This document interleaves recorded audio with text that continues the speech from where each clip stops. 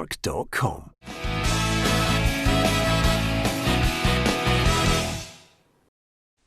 Welcome to Peter and Roughie's Football Show, sponsored by Arnold Park. It's Thursday, 26th of November. Alan Ruff, Tam Cowan and Steven Naismith are here with me. Peter Martin, we're delighted. If you enjoy the programme, then why not like, share and follow us on Facebook and subscribe to our YouTube channel. Great to have your company. Lots to get through. We'll hear from Stephen Gerrard. We'll hear from Neil Lennon ahead of the Europa League matches. We will also have a tribute coming up to Diego Maradona. Obviously, the story broke on the show yesterday and we reflected on the great man.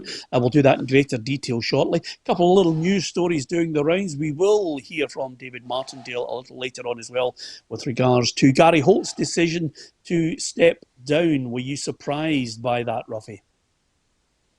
Yeah, I was surprised at the weekend after the game where he honestly came out and said he'd really have to go away and have a serious look at where he'd taken the club and were the players buying into, what he was trying to get them to do. But I thought that was a bit steep. I was taken aback by that, But obviously, I think if we've listened to a lot of Gary's, sort of interviews, he takes things a lot very personal, and things that he does. But today, I thought he was just doing that to give his players a wee G up, to just make them some kind of reaction to say, oh, I'm taking a chuck in this if you don't get your act together.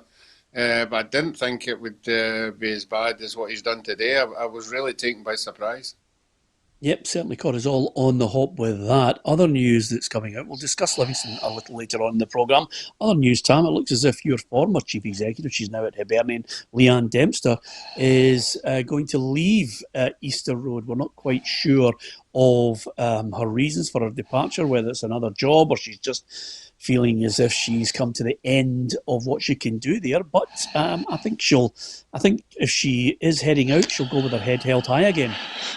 Yeah, she's maybe just leaving so I make a bit of money and my coupon comes up, because when she left Motherwell, Peter, I immediately forecast that Hibs would merely be a stepping stone. Leanne did some great things at Motherwell. She went into Hibs and, to use a West of Scotland expression, she absolutely read the place. And I can't imagine she's leaving for any other reason than maybe going to a much bigger and better job. And I would tip maybe a wee move somewhere down in England, but I'd wish her well anyway. I'd take her back at Motherwell in a flash. She was a huge asset for Motherwell, and I did say at the time that when she left us, it was on a par with one of our top players moving on elsewhere. So all the best to Leanne. But yeah, that was news to me, I must say, Peter. So I'm already thinking, I wonder if there could be anything else to it. But, without digging for any dirt, I reckon that she's just maybe been made an offer by a big club in England. Yeah, well, it could be cutbacks, but I think that would be harsh. I think she's a talented lady. I've got a lot of time for her, and I think she does a great job, not only for Motherwell in the past, but certainly at Hibernian, and conducts herself well as well. You can give us your views on that. And talking of betting, Peter, and maybe this is where she hasn't conducted herself quite as well. Never in a pub situation, when the pubs reopen, challenge Leanne Dempster to a cider drinking contest, or I promise you will lose your money. Take that from me. Been there, done it. What a great commendation for Leanne as she heads out of Easter Road. so many people saying to her, I can hear Leanne, any chance of a semi-final playoff. Anyway, can I just tell you, Peter? Sorry, can I just tell you another great skill? It's the world of technology. I was due to meet up with her and John Boyle for a spot of lunch on the Monday lunchtime, right after Motherwell played Aberdeen at Pittodrie, to clinch second place in the top flight on the Sunday.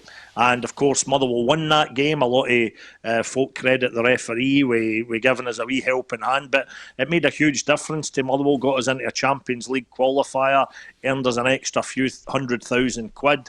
But by the time she arrived for lunch Monday at around about 12 noon in the West End of Glasgow, she was able to furnish me with a DVD of the whole game, which was a must-have for any Motherwell fan. So she's very good at that as well. If she can't get a gig with a big team in England, I suggest a high-end IT job.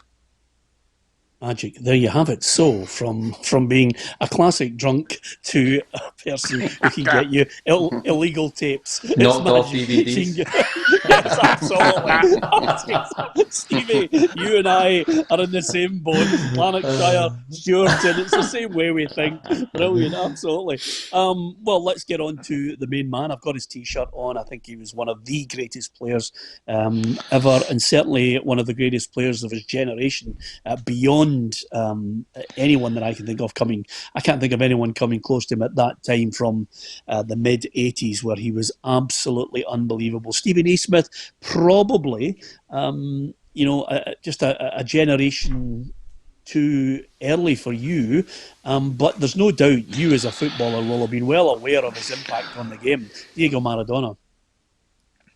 Yeah, growing up, it was him and Pele was the ones that my dad and that would always speak about to me and stuff like that.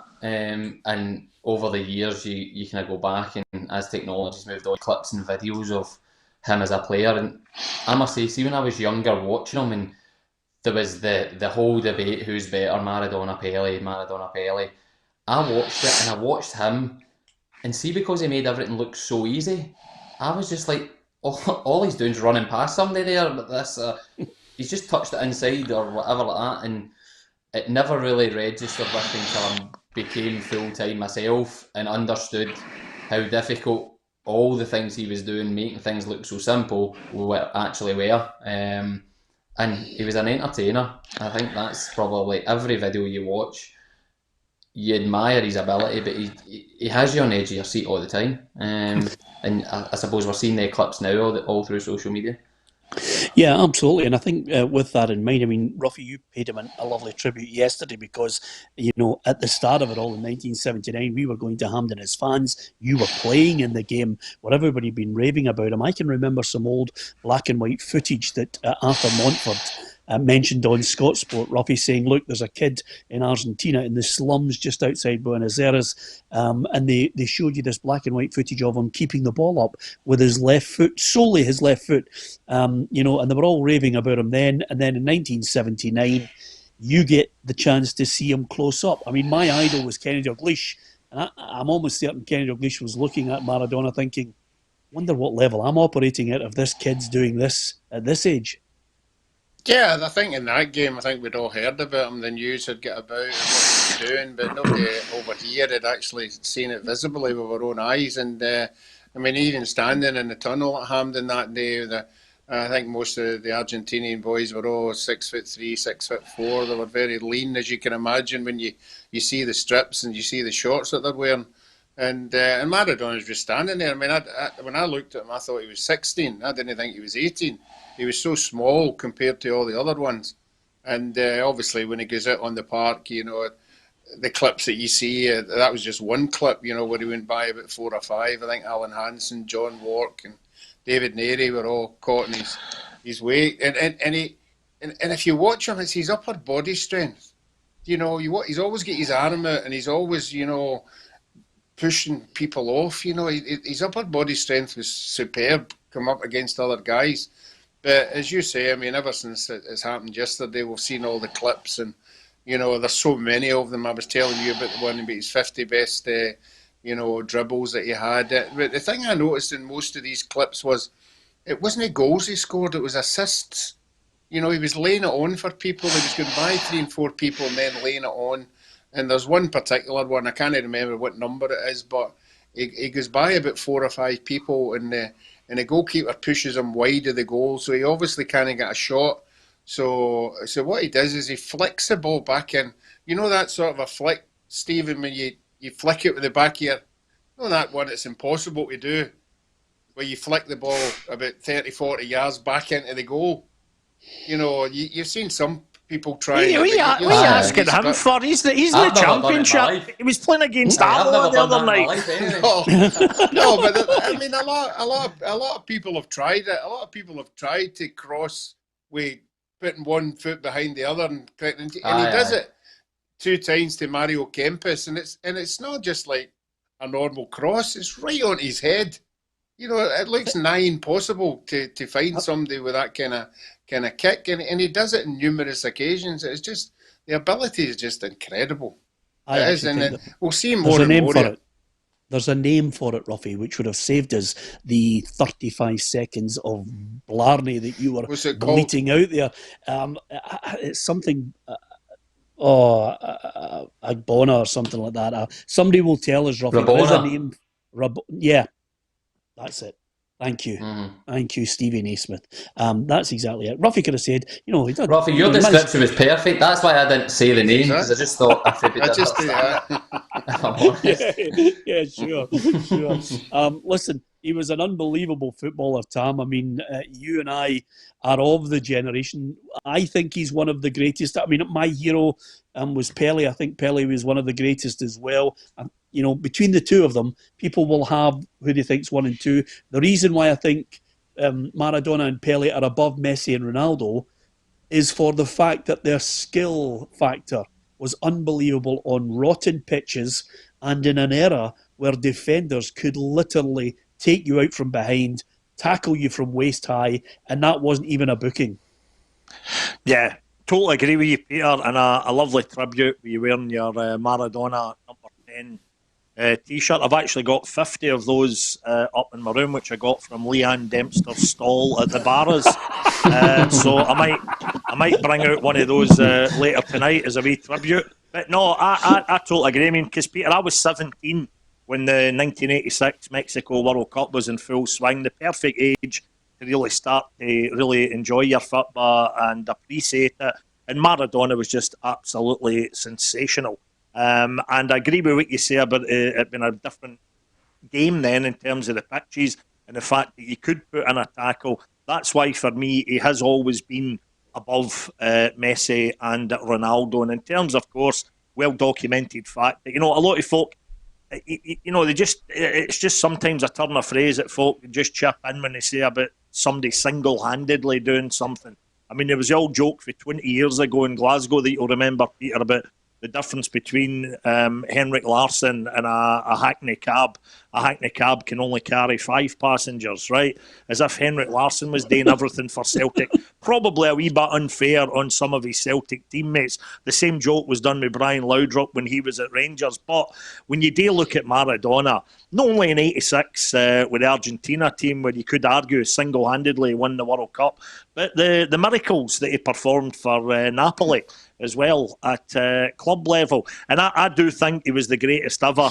And I still think, mind you, that Pele, maybe it's because I was too young to have seen him live, I still think that the Pele story is sometimes a bit of a myth. I mean, when we were boys, Peter, we used to marvel at him having that shot for the halfway line that we kept seeing in the telly, but he missed it by a mile.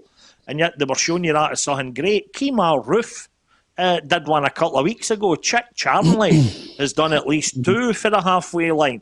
And I always enjoyed in fantasy football with Badil and Skinner when they actually, thanks to some great research work by somebody working on the programme, when they actually did a weekly feature on fantasy football just called Pele is Shite. And it was these great clips of Pele missing sitters and fawning his backside and getting nutmegged by other players and stuff like that. It was absolutely sensational stuff. Maybe a bit harsh because he was before my time, but for me, Maradona number 1, Stevie Kirk number 2, Lionel Messi 3, and Ronaldo 4. Yeah, and after that lovely statement there, just as soon as he got to his number 2, suddenly, as they say in Glasgow, the arse dropped out of his statement. But nevertheless, well worthy of a tribute, Tam. I have to say it, and Roughie knows I'm going to defend the man, but I don't think Charlie Adam or anybody else actually, Roughie, volleyed the ball back from the halfway line, not measured the ball from the halfway line. We are talking goalkeeper kicks out, Pele volleys it back. There's a clear difference in talent, and he was a genius. But of course, I was lucky enough to see him. I was lucky enough to see Maradona, and I think celebrating Maradona is what we should do here. Here's a little tribute to the man. The footballing world has mourned the death of Diego Maradona, one of the greatest ever players who died of heart failure at the age of 60 yesterday. The Golden Boy grew through the ranks in Argentinos and later Boca Juniors before making his world record move to Barcelona in 1982. 2 years later, he found his home in Napoli, where he delivered their only ever 2 Serie A titles and the UEFA Cup. The club have already announced their intentions to rename their stadium after him. His greatest success came for Argentina, however, where he almost single-handedly led them to the 1986 World Cup. In the quarter-final against England, he showed both sides of his character, scoring the hand of God and then the goal of the century 4 minutes later. 4 years on, he took Argentina to the final again, where they were beaten by Germany. And in later life, he tried his hand in management, taking Argentina to South Africa 2010, but he could not emulate his playing days. His home country have announced 3 days of national mourning, and games across the globe will pay tributes to a man whose performances on the field will never be forgotten. Maradona experienced all of the highs and lows of the beautiful game across his career, and whilst the debate over the greatest ever will rage on, the undoubted scale of his talent and achievements is unquestionable. The ball does not stain.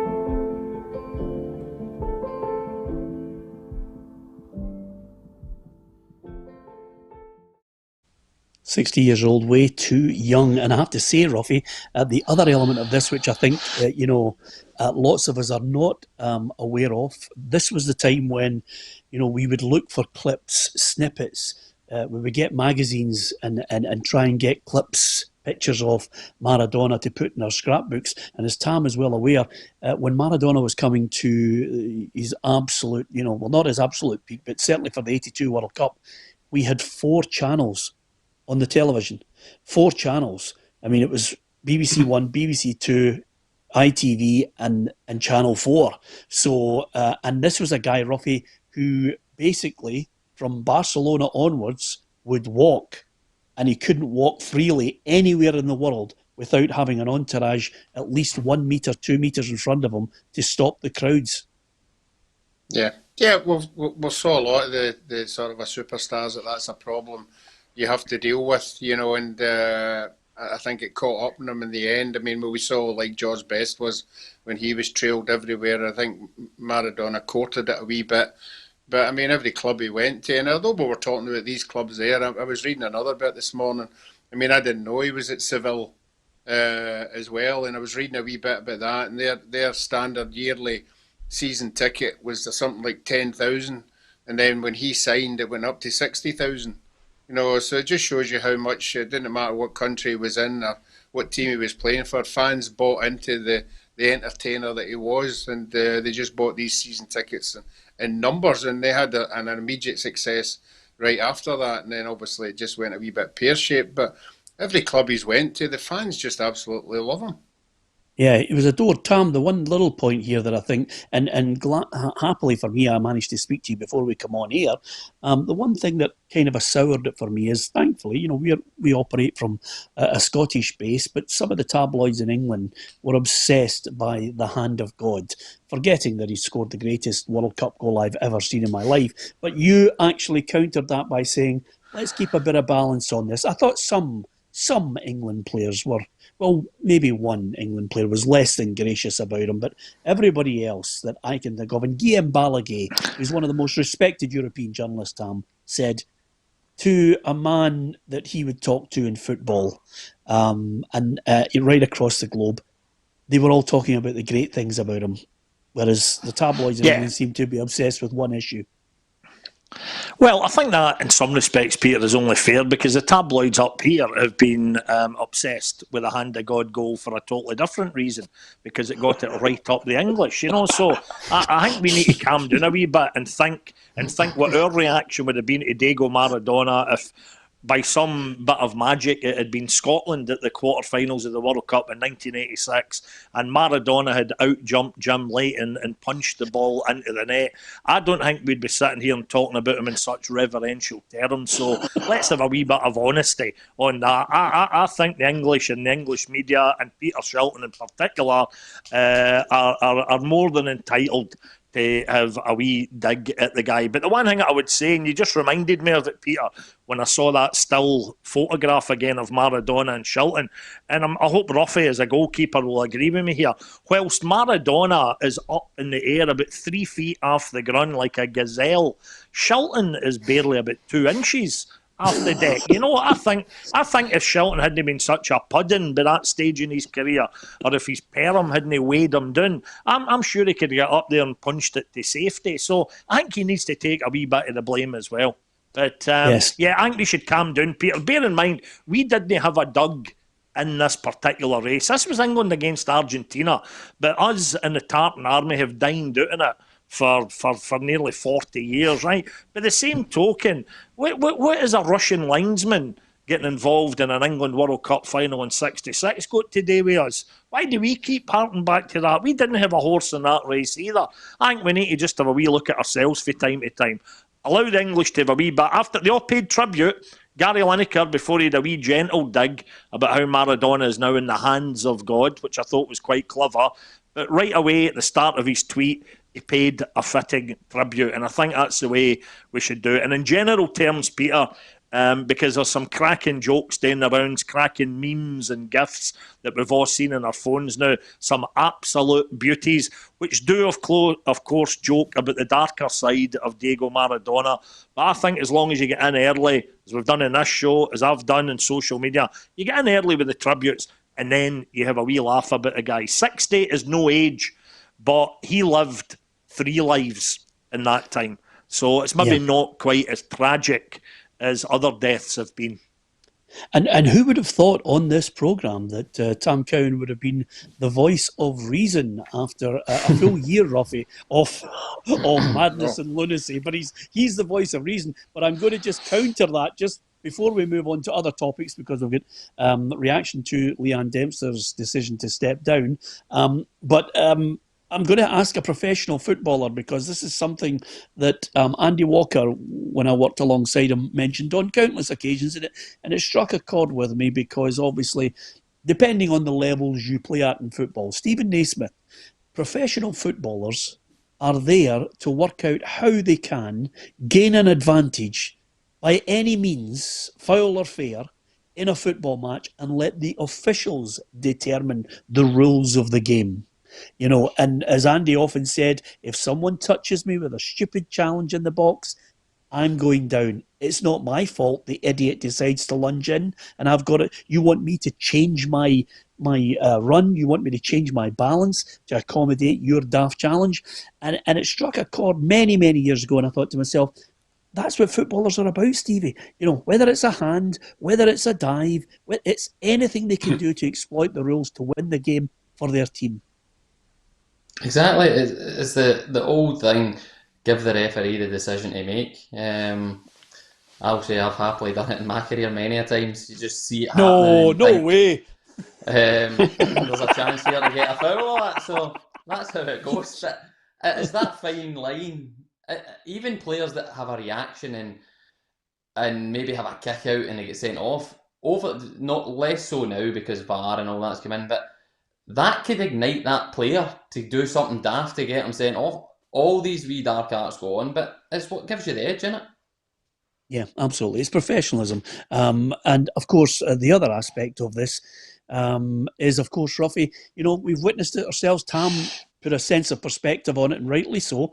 You know, we just wish the dark art was in full flight when we were 2-1 up against England and the ball was coming over, and you and I were longing for Craig Gordon to absolutely smash Harry Kane into Rosette. But Craig decided not to do it, Roughie. And Shilton maybe should have come out for that ball and smashed Maradona into Rosette. Yeah, I mean, and we're talking about that. I mean, what about Joe Jordan at Anfield? You know, I think a lot of people in Wales won't forget that night either. I mean, that's not a definitive of whose hand that touched, but you know, that these are the things that sometimes, as you say, you're not going to own up to. You're not going to say, oh, excuse me a wee minute, that was my hand, it wasn't his. You know, I remember we were playing Rangers at Ibrox and there was a shot and ball was over the line and I pulled it back in. And I said to myself, should I own up to this? And I went, nah, it's 5-0 already. Another goal's not going to make any difference. Absolutely. And for the benefit of Stephen, can I just say to you, Stephen, the difference is, and Roughie has pulled an absolute gem out of the hat there, because Scotland got a penalty that sent us on our way to Argentina, ironically. And basically, Big Joe went up. And, I think it was his hand, unless all of a sudden, Tam, Wales started to wear blue arms on their shirts, with a white cuff. But it was a Stonewall Joe handball. Yeah, you're right. It was a shocker, but we were able to put the spin on that and laugh and joke about it in a good way. So that's why I say that the English are entitled. Another thing is as well, Peter, that as fans, players and pundits all agree, it's a well-trotted out football cliche about how the first goal changes a game. That's why that was a sore one. Some folks seem to think that when Maradona scored that amazing second goal, when he ran round half the England team before scoring to make it 2-0, a lot of folks seem to think that, that made up for it. We know that he punched the ball in for the first game, but you can't deny that was a touch of genius. But the bottom line is, maybe he wouldn't even have got in that position if it had been 0-0 rather than 1-0. After he'd punched England, after he'd punched Argentina into the lead. So I'm only saying that I think we should have a wee bit of honesty today while we're all slavering out. And you even wonder, Peter, if he hadn't punched that ball in against England in 1986, would the reaction to his passing in Scotland been any different? Because he's suddenly up there as one of our great iconic kind of heroes. I wonder how different it would have been. We'd all have acknowledged he was a great player, but would we have gone totally overboard? Tam, we would have. I'm beginning to wonder about you. Have you got an English granny? Yeah. Well, listen, it's not a case of being. Do you want? Wait a minute, Roughie. Her number's 07747. That's it. Hey, honestly, you calm down. Hey, I had it 2 months ago. Yeah, absolutely. I have to say, in answer to that, though, Tam, I think we would have been. I think we would still be, going crazy about him and looking back with great fondness, because I can remember, seeking out anything, whether it was Channel 4's Italian football or whether it was any kind of clips we could get of him. The 82 World Cup, certainly the 86, you were absolutely just in awe of him and what he could do. He was a joy to watch. Great player. Sadly missed. Can I tell you? Can I tell you the one guy who'll be kicking himself? Hold on. It doesn't work if we all start shouting. I've just tweaked how he's rattled. He had nothing each that day in his coupon. Yes. And because of this COVID, I wish you would grasp how this bloody programme works. Now, Cheryl's just sent us a little message here with regards to the Leanne Dempster decision, and it's from Chairman Ron Gordon. He expressed his disappointment at Leanne's pending departure, but stressed that he understood and supported her decision. I would like Leanne to stay. She's done a terrific job throughout her time at the club, and I know how highly regarded she is by every supporter and within football. She has explained that she believes it's the right time for her and for the club, that she's ready to pursue a new and different challenge, and that she wants to spend more time with her family. She's obviously thought long and hard about this, and we have to accept and respect her view. I'm happy to say she will work with us to ensure a smooth transition as we decide how to best move forward, and thank her for her continued commitment to the club. She has definitely left her mark at Hibernian, and everyone at Hibs should be very grateful to her. I know I am, and all of us wish her every success in the future. That's from Ron Gordon. And Leanne Dempster says, the club had been relegated when I joined. I was determined, with the help of a terrific group of people, to rebuild and restore the club to make its supporters proud on and off the pitch. The cup win was the highlight, and of course, but there have been many fantastic moments. I think it's genuinely the right time, both for the club and for me, to move on to a new chapter. It has been an intense and fulfilling time of my life. I've grown to love the club and the Hibernian family, but the club is in good hands, and has an exciting future ahead of it. I want to make sure Ron's settled in following the transition, and we've achieved that. I've enjoyed working with him and I've learned a lot in the process. Supporters should be optimistic and excited about Ron's plans for the club's future. So there you have it. And she wants to thank everybody for the enjoyable job that she's had and looks forward to the excitement of taking on a new challenge. So I think that's fair to say. There's a new challenge out there for Leanne Dempster, but I'm sure lots of Hibs fans will pass on their best wishes as well. Yeah, plenty of nice platitudes there, Peter. You could say both statements for Rod and from Leanne, just kind of riddled with cliches. Smacked to me a wee bit of the quotes that Graham Norton came out with a couple of weeks ago when he was leaving BBC Radio 2, and lo and behold, within 3 or 4 days, he popped up as a new signing for Virgin Radio. So I reckon that Leanne's got another gig somewhere. That would be my bet. Yeah, but if it's within football, then we only have to look to the man in the box next to you. That would be the ultimate. That's the only one which is just not acceptable. I wonder if Leanne will pop up at Hearts alongside Steven Naismith. He's keeping a straight face. He's not giving anything away. So that is interesting. And of course, look at that kind of a look on his face there. That's the same look he gave us, Roughie, when we suggested that Andy Halliday was going to Hearts. And he had that kind of a blank look that he's got right now. And lo and behold, he ended up there. Anyway, we're going to give you the... I can tell you right now... listen to him laughing away there. I can tell you right now, the Celtic team has just come out. It's Bain in goal, El Hamid, Julian, Ayer, Laxalt, Brown, McGregor, and Cham, Christie, El Yunusi, and Edouard. What do you make of that team, Roughie?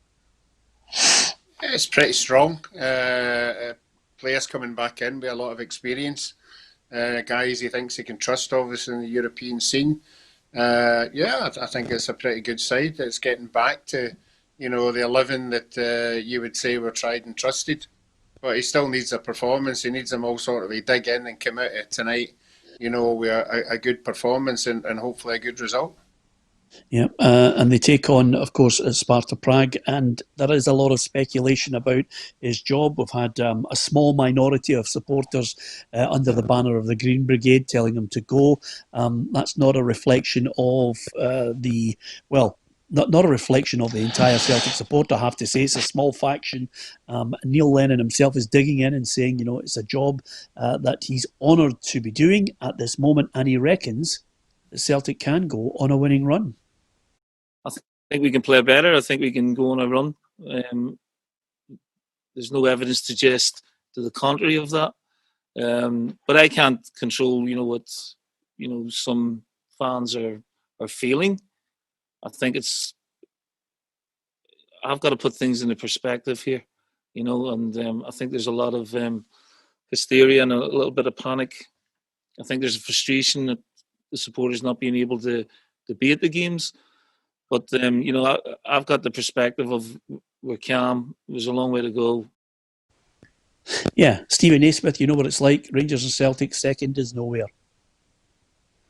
No, it's not. For me, I think Celtic are in a bit of big trouble in terms of the whole season.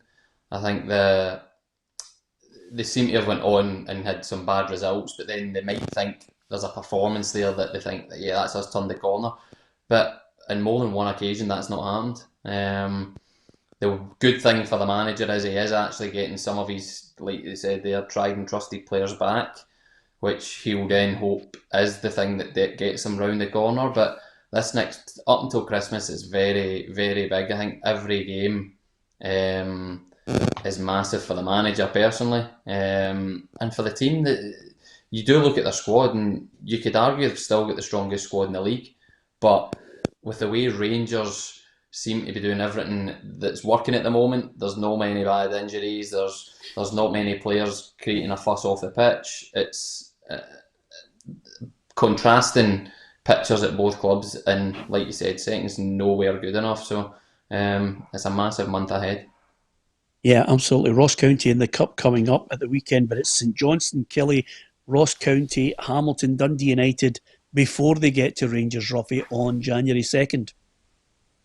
Yeah, I'm sure Neil Lennon's not any different from any other manager. He'll have a fixture list in his office. He'll look at certain games where he would say, right, that's 3 points, if they play well. And he'll be looking at all these games that you've just mentioned there, and you have to say that you would bet on them, winning most of them, plus the cup win as well. It might get everybody back on board. It's the same old thing, if there's any mistakes down the road, particularly against these teams, 4 games at home and 1 away, that people are just going to jump in the bandwagon. So he knows they need to get a run going. He needs to get winning games so people will back off and maybe let the players relax a wee bit. But as it stands just now, that's the only thing that's going to help everybody. Yeah, Tam, I think he's going to get a free hit tonight because I think they'll lose tonight. I don't think that's the key games for him. It's the slip-ups in the league that will eventually force the hand of the board. Yeah, it is sort into the league stuff, and that's why I can understand the Celtic fans getting so twitchy, because the bottom line is, Peter, you even need to look at your comment section on Facebook. Any Celtic fan out there will refer to Rangers as Sevco. They'll say that they're in a new club that was formed in 2012. So the Celtic fans are suddenly thinking, hang on, with the embarrassment of riches we've had for all the title winning money, cup winning money, Champions League appearance money that we've had in that period, here we are sitting 11 points behind a new club that's only 8 years old. So if Celtic fans are going to go with that approach, you can understand why they're rattled when they look at the league table. Personally, again, I don't have a dug in the race. When I look at it from the outside looking in, I would still be sorely tempted by odds of, I've seen 5-2, 11-4. I've heard even rumours of 3-1 about Celtic winning this league and getting the Holy Grail of 10 in a row. Might even be a wee insurance policy for any Rangers fans out there who like a wee tickle at the bookies, rather. Because, I don't think they're out of it yet. But what I would say, unlike other times, Peter, when you thought that Rangers were in the ascendancy and then they maybe fell over themselves or couldn't quite get there to the finishing line, they do seem a hell of a lot stronger now. And that's a recognisable Rangers team that they've got. They're putting out a very, very similar lineup week after week after week. And Celtic, you could argue, particularly in defence, don't seem to know now what their strongest lineup is. So, I don't know where my money would go there now. But you're right. For Celtic and Rangers, it is all about the league this season. MD tells you otherwise is telling porkies. Yeah, don't forget, gamble responsibly, even if you do get 3-1. Now, the Celtic have released a statement off the back of Neil Doncaster's claim from the SPFL that they require an urgent meeting with the First Minister, Nicola Sturgeon. This is off the back of English clubs looking towards getting fans back in. They think that should happen in Scotland. Celtic FC understands COVID-19 presents significant challenges for people, businesses and sectors across Scotland, including football. Responding to those challenges while protecting health and safety will involve striking a balance. The club is committed to working with the football authorities and the Scottish Government to welcome supporters back to football as quickly and safely as possible. We fully support the SPFL's request for an urgent meeting with the First Minister to discuss the safe return of supporters to stadia in Scotland as soon as possible. Well, they're giving them their backing, but Nicola Sturgeon is digging her heels in on this one at the moment, saying that she will not give any kind of a special response to football. She has to take into consideration all sectors of business and society. So we'll see how that one develops. I think, Tam, everybody's trying to turn the screw quickly.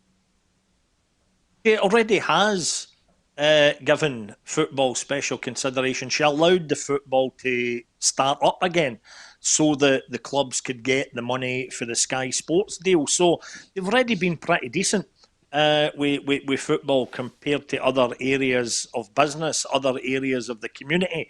I mean, how many pubs and restaurants will be laying off people? How many pubs and restaurants will be closing?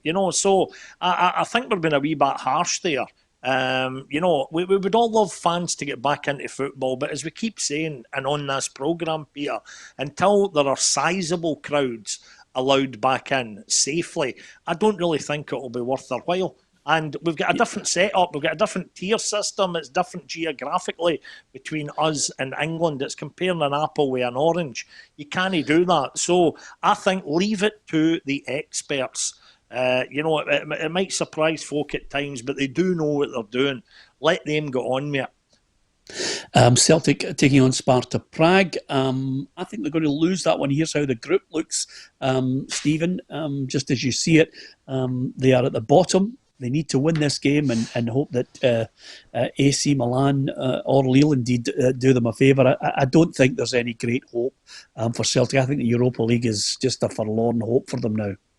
Yeah, I think it's gone. I think it's more about pride and getting into that third spot is the main issue here. Because as the group came out, I think realistically fans would have looked at it and said, "Oh, we'll need to have a good group to have any chance of going through."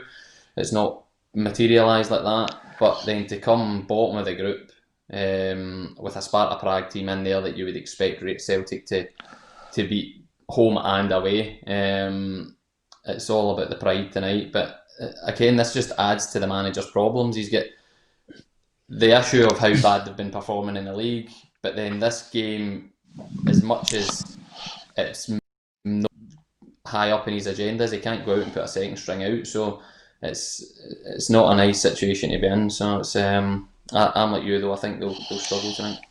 Yeah. In contrast, Rangers against Benfica. Our reporter Gabriel Antoniazzi has a look at this one. Rangers can secure qualification to the last 32 of the Europa League for the second year in a row when they host Benfica in tonight's fourth group game. The Gers have been imperious this season and remain unbeaten in all competitions, although they should have come away from Lisbon with all 3 points earlier in November, letting a 2-goal lead slip in the final 15 minutes, despite having a man advantage. Benfica's form has been a mixed bag, winning only 2 of their last 5, leaving them third in the Portuguese Liga. The Eagles have a few injuries and Nicolas Otamendi is suspended after his red card, whilst Darwin Núñez, who scored the equaliser 3 weeks ago, is one of 3 players out with coronavirus. Steven Gerrard has promised to go gun-ho and try and win to secure progression, meaning they could use the final 2 group games as rotation, which should also benefit them domestically. However, he knows it won't be easy. I wouldn't describe our performance in Portugal as great. I think there was periods of the game that was great. I think obviously there's big things, big positives to take from the game, but also big learning opportunities as well. It's a game that we've looked at in good detail of where we went right, where we went wrong, and we need to try and use that experience going into this 90 minutes. Captain James Tavernier is in the form of his life, and he thinks if his team improve at the back, then they can go one step further than last time out. I believe in my team and our capabilities, and if we stick to the game plan that the gaffer and the management team give us, and we apply that from the first minute we walk on the pitch, and we should put ourselves in a good place. The two sides are tied at the top on 7 points, but they will want to win the group. A victory over the 2-time European champions could be Rangers' biggest continental scalp yet, and with their form right now, you would not bet against the Gers. Yeah, and I'll tell you, it's good viewing, Roughie, when you look at that table, because Rangers know that if Standard Liège can actually pull something out of the bag, then they will be in an unassailable position. This is, with 2 games to spare, they could actually qualify for the last 32. It could be a big night for them tonight. Yeah, I think they'll go into the game, knowing that a draw might be good enough, but I'm sure they'll want to win the game. They've obviously seen the quality that they've got when they went down to 10 men to come back and score the goals that they did. So they have got quality, there's no doubt about that. But Rangers haven't let anybody down in Europe this year. They've come up to the mark, and everybody that they've played, nobody's put backs against the wall games as they used to be in Europe. Now they're in the front foot and they're dictating, the scoreline. So I think a win tonight, again, will just send a message out to everybody else that the Rangers are a force in Europe. Yeah, I think they can. I think they can win this one tonight. Stephen, what do you think? I think it'll be tough again, like the reverse fixture was, but the rewards for getting the win in terms of the domestic games and the manager having the luxury of being able to rest players, I'm going to go and say it's a draw. I think it's the caginess of just not wanting to get beat will be the thing that holds them back. Yeah. Tam, how do you see it? In fact, don't bother, Tam. I know you always say 0-0. Don't even go for it. You've already given us your 3-1 Celtic to come back in the league. Roughie, what do you think? I'm the same as Stevie. I think this team's got quality. Rangers tend not to lose that many goals, so I think it'll be pretty tight. I'm going to go for one each.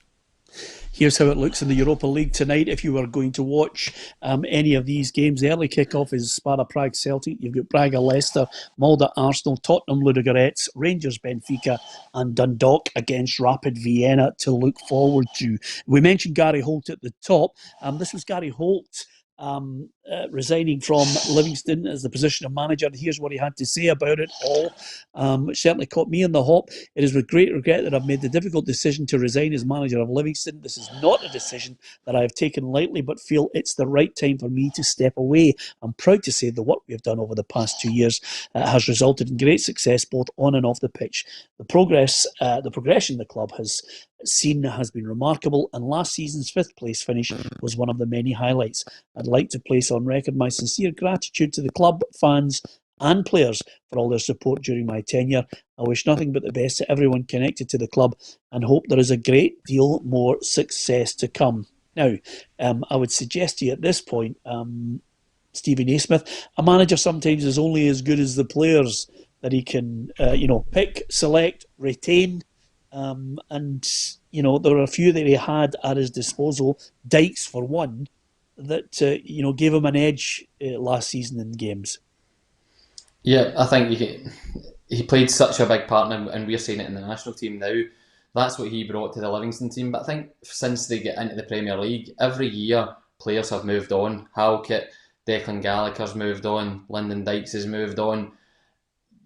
There is going to become a period where the recruitment isn't as good as it previously has been, and you need to kind of grind out their results. And I think looking at their home form this season has been a surprising negative for them. They were so strong over the last few seasons there, and this season it's not been the same. But knowing Gary from being a coach at Norwich, his standards are really high, and I think, as you said at the start of the programme, he does take things personally. So I think he's kind of making that decision, hoping it's the best for the club. But I think they're losing a good manager in Gary Holt. Yeah, David Martindale and Tony Craig will take charge in the interim period until they appoint a new manager. David Martindale, the first to accept that the loss of Dykes was a huge hole to try and fill. You also look at, debatably, we've lost the best player we had. We've not replaced London. I can't go out and I would need £2-3 million to replace London. And to be honest, the money that came in for London, all that done was fill a black hole in the finances. Yeah, I think he's fairly honest in his assessment of that, but that's the nature of clubs. Certainly in the bottom half of Scottish football, well aware of the fact. In fact, I think the whole of Scottish football is very much a case of, look, we're trying to build a team, but if we can build them and get some assets that we can sell on for a hefty profit, it keeps us going for a good 2 or 3 years. Mother will know that. Absolutely, Peter. You don't need to tell a Motherwell fan that. And once upon a time, as a Motherwell fan, you're meant to be crying into your hanky the fact that we've lost some star players, primarily David Turnbull. But for us to get the £3 million plus that we did for Turnbull, particularly in this era, in the year 2020, the coronavirus 12-month period, then it's been sensational, and it's protected us for a few years to come. So every club, we all know that. Look what Celtic have done in recent years. Virgil van Dijk, etc., Fraser Forster. Every club in Scotland is a selling club. Of that, there is no doubt. So it's hardly surprising when a club like Livingston, who must have, 1,200 season ticket holders, when they sell their top talent on. Nobody's baffled by that. I just wonder, though, if Gary Holt, of course, well documented, he's got that massive Kilmarnock crest tattoo on his, I think it's his right calf. If he's human, he must be hoping that Kilmarnock gets some stinking results in the weeks ahead, and that he's able to get a pair of shorts on and start touting himself for that gig. I think that's his dream job, to be fair. That's his dream job, so you never know. Yeah, absolutely. How many people have regretted putting a tattoo on their leg or on their arm? It's not something. It's not something I would do. I don't know, but Tam, growing up in our area, I don't think we're really into putting tattoos on. No, I keep fearing we could name them all. The photo, I've got these sleeves and all that, and you think, right, that's fine when you're a wee trendy 20-year-old dude, but how are you going to look when you're sitting in your deck chair in Saltcoats Beach when you're 82? You're going to look an absolute mess. A mess. Yeah, I think if I had any money the new Peter, I would invest it in a tattoo removal firm. I think over the next 5 to 10 years, you would make an absolute fortune. Yeah, I know a lot of people, a lot of footballers, Roughie. I'm not sure if you'd have done it yourself, but a lot of footballers, when they fall in love with their partner, they decide just to etch her name on their arm, just as a wee memento and to show their love. You would need to have had an 8.5-foot arm just to kind of keep everybody happy. No, I'm just hoping. I'm hoping that Tam resists and telling us his tattoo joke. It might take us off air. Yeah, absolutely. Well, it's nice of you to highlight it so that he can jump in.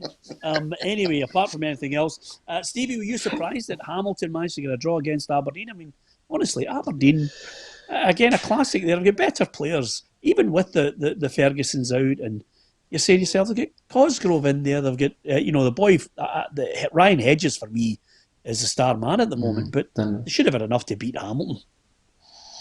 Especially when they take the lead. I think that they shouldn't. I think that's what the manager will be disappointed with. That he's been with them long enough to understand how to protect the lead away from home, and especially on the AstroTurf pitch and against a team that, for Hamilton, this is what they've done year after year. They pick these results up that people don't look at them as if they're that great at a point for them, but really, see when it becomes later on in the season, it's a massive point for them.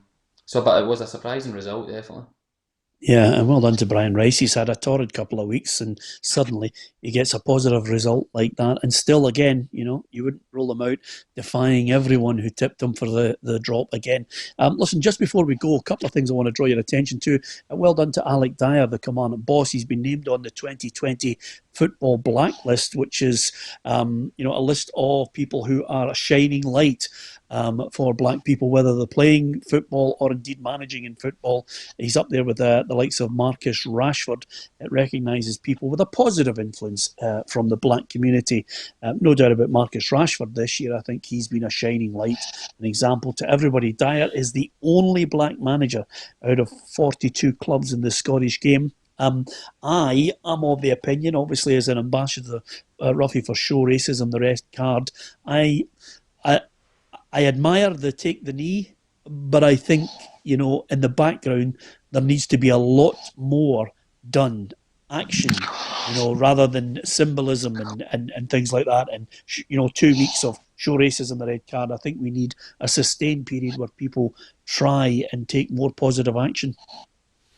Yeah, I think we've seen that now. That is good when it happens.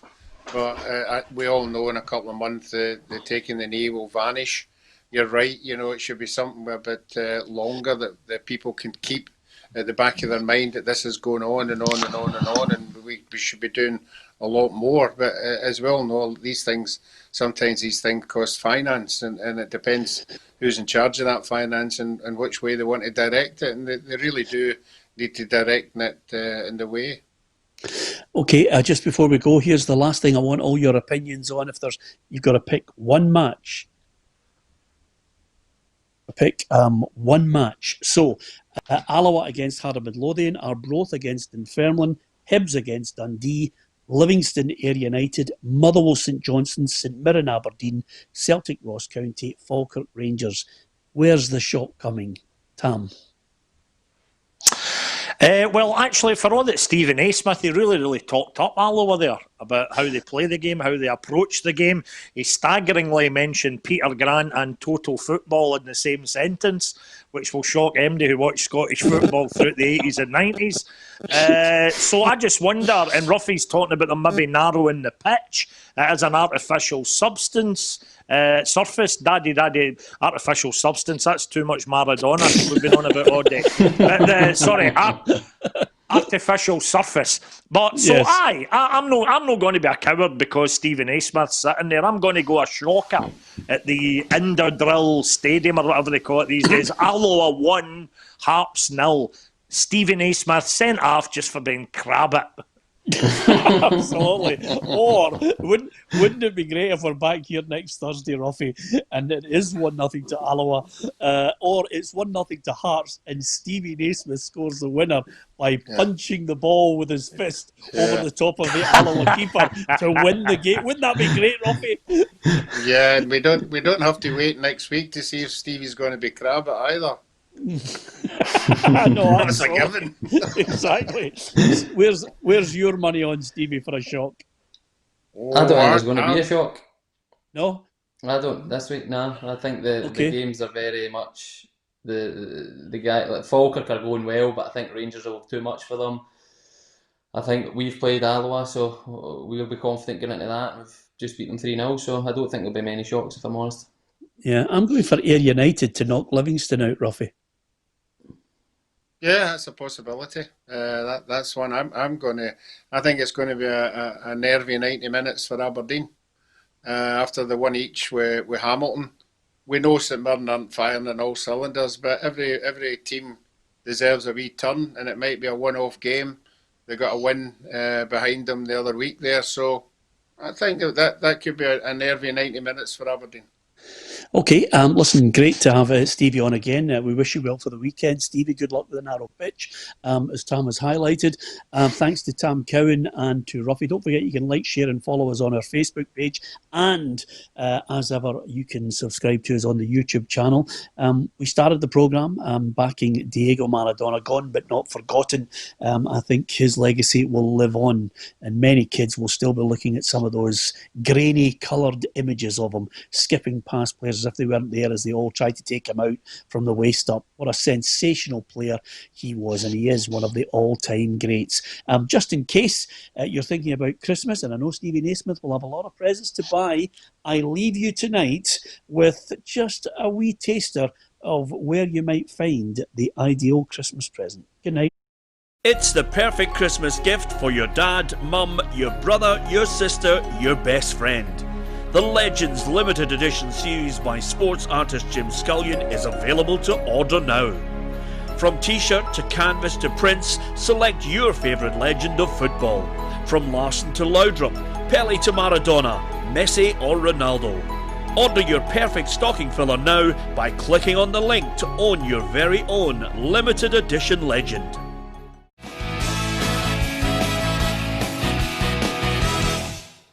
Expect the best used car deals guaranteed. Visit arnoldclark.com.